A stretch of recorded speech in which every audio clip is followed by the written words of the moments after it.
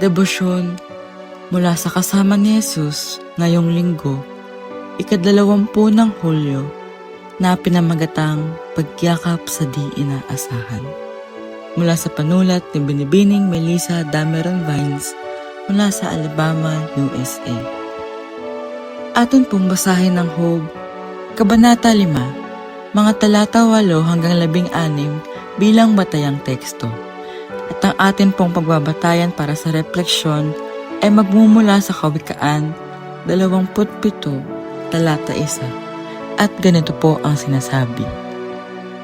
Huwag mong ipagmalaki ang araw ng bukas, sapagkat hindi mo alam kung ano ang mangyayari.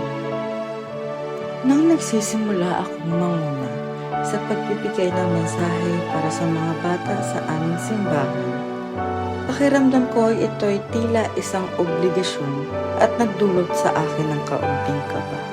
Ngunit nakahanap ako ng isang paraan na epektibo para sa akin.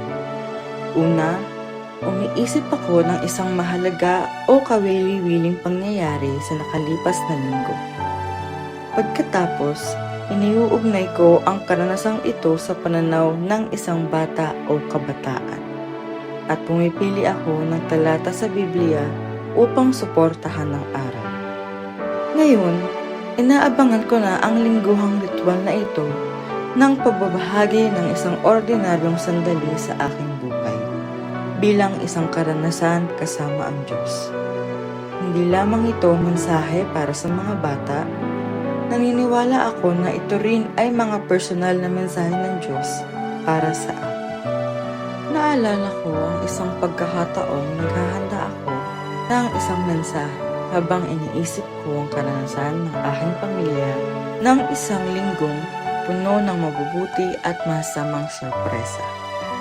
Plano kong talakayin kung paanong laging kasama natin ang Diyos sa mga panahon ng pagsubok. Ngunit ang mensaheng ipinakita ng Diyos sa akin ay ito. Ang mga hindi inaasahang pangyayari ay nagbibigay sa atin ng pagkakataong mahigalak o sumuporta sa isa't isa. Ginigising o inaalog tayo sa ating nakasanayan upang tayo'y maging mga kamay at paa ng Diyos sa mundo, nag-aalay at tumatanggap ng papuri at suporta. Ngayon, nasisiyahan ako sa paghahanda ng mensahe para sa mga bata at malaking ginhawa at kagalakan sa akin ang bawat sorpresang ipinapadala ng Diyos sa aking buhay. Tayo po ay manalangin at isama po natin sa ating panalangin ang mga nagtuturo sa Sunday School. Mahal naming Diyos, tulungan mo po kaming maging mapayapa at magtiwala sa iyong pagpapala kapag kami ay nakakaranas ng mga hindi inaasahan. Amen. At para po sa isipin ngayong araw, ngayon, yayakapin ko ang mensahe ng Diyos sa akin mula sa hindi inaasahan.